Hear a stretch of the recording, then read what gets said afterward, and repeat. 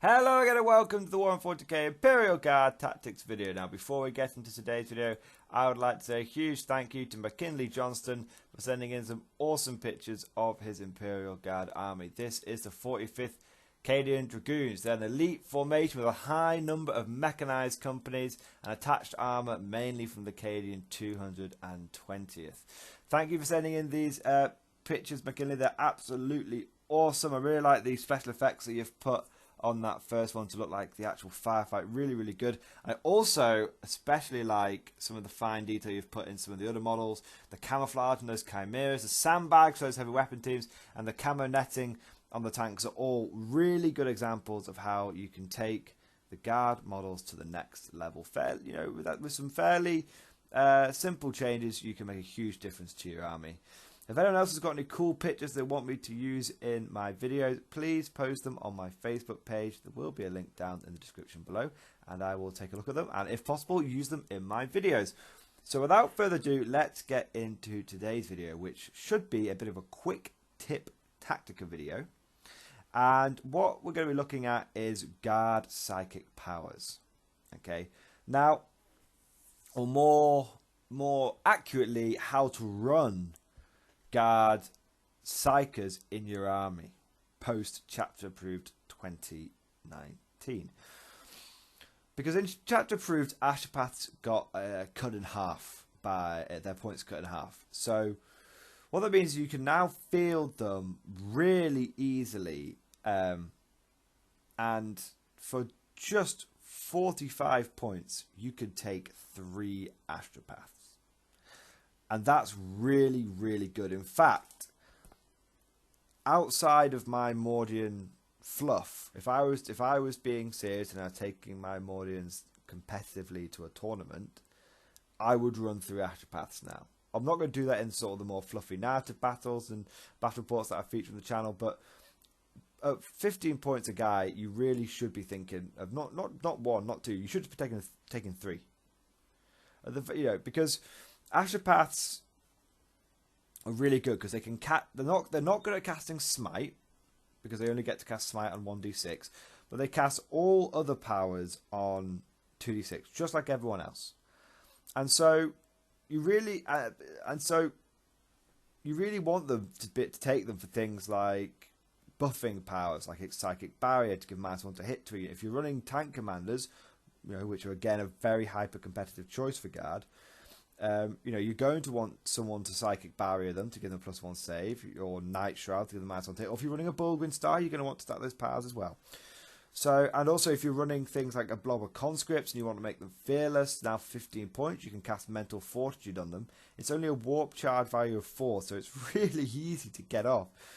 And then you can, and then you've got a fearless blob of conscripts. You combine that with taking an Inquisitor, who can do this, who can do a similar power on another blob. You can go back to the days of fearless conscript blobs for the same price as you were paying for commissars back at the beginning of 8th. So that's really good. And the other thing you want to be thinking about is, obviously with Astropaths, is they have another special which a lot of people forget about, but is actually, to be honest, it's actually the main reason to take them. Sounds crazy, but you don't really care about taking Astropaths for the psychic powers. They're almost like a bonus. Maybe I'm exaggerating a little bit, but as equal importance, the very least equal importance, you want to take them for astral divination, which is just an inbuilt ability they have on their data sheet. And at the start of your shooting phase, pick an enemy unit within 18 inches of this model. For the duration of the phase, the unit you picked gains no bonus to their saving throw for being in cover when it is targeted by attacks made by friendly Astra Militarum units within 6 inches of this model. Now, how good is that? Because Primaris Marines are really difficult to shift when they're always in cover, right? But what if they don't get cover? You get within 18, and a lot of Primaris Marines are getting up close and personal to you, like Raven Guard, because they're going to be within the 18 inches. If they infiltrate into cover, then they're going to be within 18 inches, and then you're going to be able to just remove that cover. And killing 3+ safe models isn't that difficult, especially when you start throwing on the AP with the las cannons and stuff. Don't forget Your Astropath comes with a telepathic stave which costs 6 points. You can swap that telepathic stave out for a las pistol. Do that every single time. So the telepathic stave is just awful. Now, we're not just talking about Astropaths now. Astropaths are fairly well known. Okay. Well, we're actually also, now that Astropaths are so cheap, that frees up some points to start looking at taking Primaris Psykers as well. And they're HQ choices. Now, Primaris Psykers are actually quite good. But the reason a lot of people don't run them is because they see Astropaths as just a better choice. They can do the buffing powers just as good as Primaris Psykers, but they're a third of the points. I mean, you can take 3 Astropaths for the cost of 1 Primaris Psyker and actually have 1 point left over because Primaris Psykers are 46 points. However, this is a big however, and it's very important. You want to take a couple of Primaris Psykers for 2 reasons. One, it helps you fill out your 3 battalions. You might not want to take Lord Commissars and everything. They might not fit your playstyle. So that's the way, you know, if you're going to take them as an HQ choice. If you need HQ choice to fill out your detachments anyway, why not take a Primaris Psyker?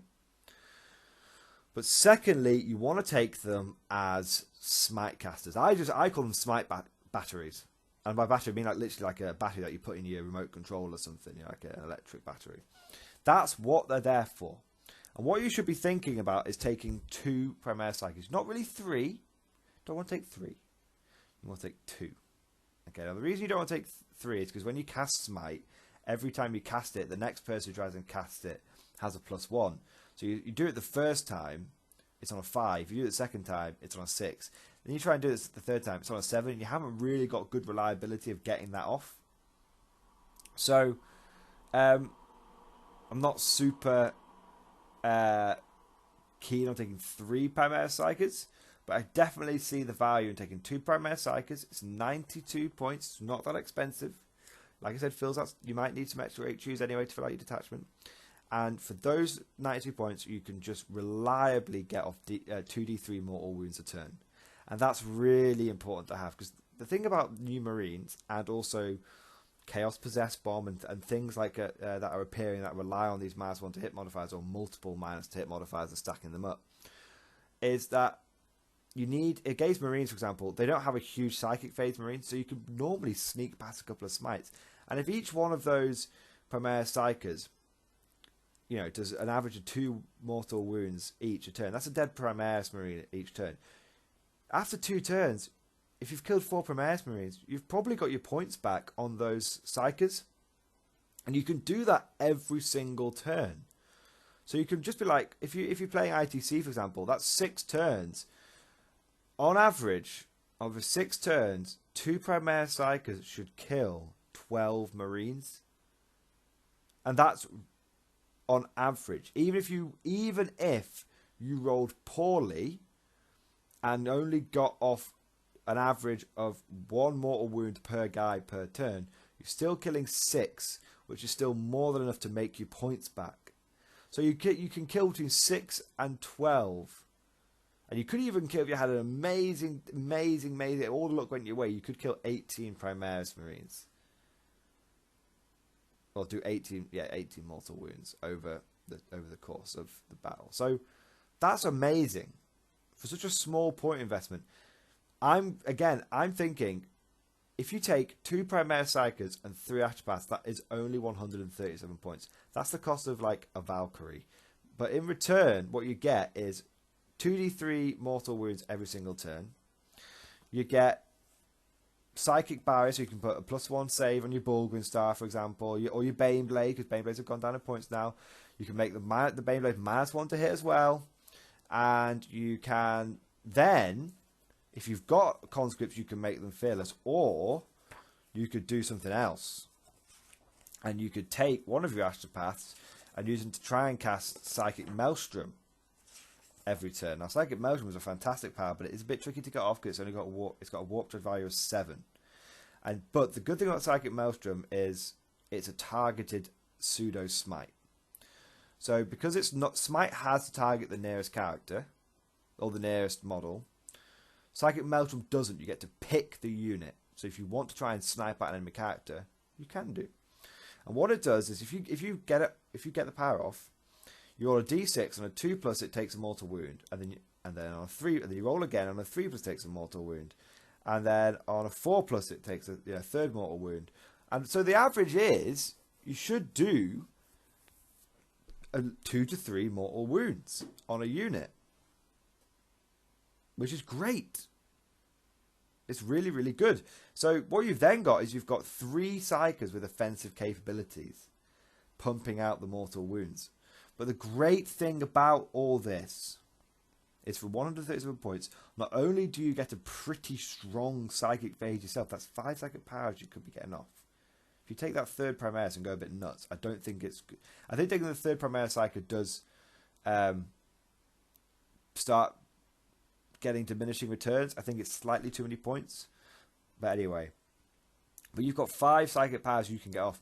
But even if that's not what you really focus on, think about this, that's 5 denies that you get to do. Against like normal marine lists, you're actually going to dominate the psychic phase over marines. That is really, really important. That is very, very significant. And not to be underestimated at all.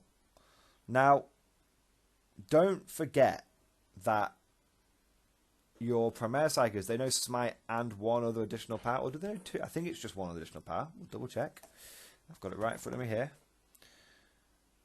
The model can attempt to manifest 1 psychic power each for any psychic phase and attempt to deny 1 psychic power each enemy psychic phase. It knows Smite power and 2 psychic powers. 2! So you can only cast 1, but you know 2. So you can have with your Primaris Psykers, or you're primarily going to be, like we've said, are going to be smiting. That's their primary job, smite batteries. But they know 4 other powers between the 2 of them. So why not have them as a toolbox Psyker and be like, you know what? I want my Astropaths to be focused on, Psychic Barrier, Night Shroud, and Psychic Maelstrom. I want them to do that. But fuck it, I'll take on my Primaris Psyker. I'll take Mental Fortitude. You might be so clutch that I need to make a unit fearless. One of those Astropaths gets taken out or stuff as perils. Astropaths have only got 3 wounds, so if they perils, they could just kill themselves in one go. So you know what? I'll take a backup. I'll take another Psychic Barrier and a Night Shroud. Or I'll take Terrifying Visions. Terrifying Visions, most of the time, is not going to be used because it's a warp charge value of 7 and all it does is subtract 2 from the leadership until the start of the next turn. But it's a clutch power. It's a tool. It's a very niche power, but when you need it, it could be amazing. What if you need the enemy to fail psychic power to get a Maelstrom card? Bam, Terrifying Visions, pull it out, done. And again, by also having this level of psychic capability, you're able to compete with Maelstrom in terms of, harness the warp, D3 Maelstrom points right there. So I think it's really, really important. It's cheap, and you can take, it's cheap, it fits into other platoons, it fits into any army, any regiment. For 137 points, you can just insert a psychic defense force, or whatever you want to call it, whatever the name, the Freaky 5. That's a good one. You can, for 137 points, you can insert the Freaky 5 into the list, and you've got 5 offensive powers, 5 deny the witches. You know every psychic power available to the Imperial Guard, and with 1 spare, 1 redundant. You've got good mortal wound output and good defensive capabilities as well, because you've got Night Shroud, Psychic Barrier, and Mental Fortitude. What if you need to hold an objective? Put 2 infantry squads together, Mental Fortitude them. They're not going. They're not going anywhere. They're not going anywhere.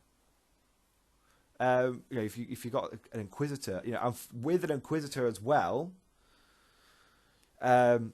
which is 55 points, but that does mean you're still spending sub 200 points to get 6 Psykers on the field.